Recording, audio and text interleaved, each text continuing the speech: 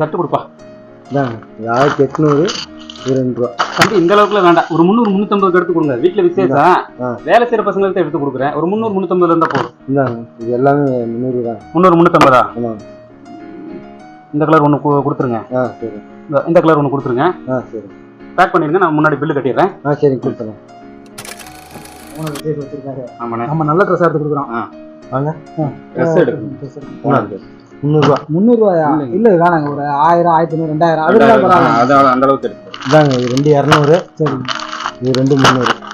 உனக்கு இந்த கலர் சூப்பரா இருக்குங்களா? இல்லண்ணே, இந்த கலர் தானே சூப்பரா இருக்கும். எடுப்பா இருக்குங்க. இந்த கலர் நல்லா இருக்கும். இந்த கலர் எடுக்கலாம். அந்த கலர் சரி. இதை ஃபுல்லா போட்டுருங்க. பேக்கிங் பண்ணி கொடுக்குறேன். நான் காப்பை கட்டிட்டு வந்துடுறேன். கொடுக்குறேன்.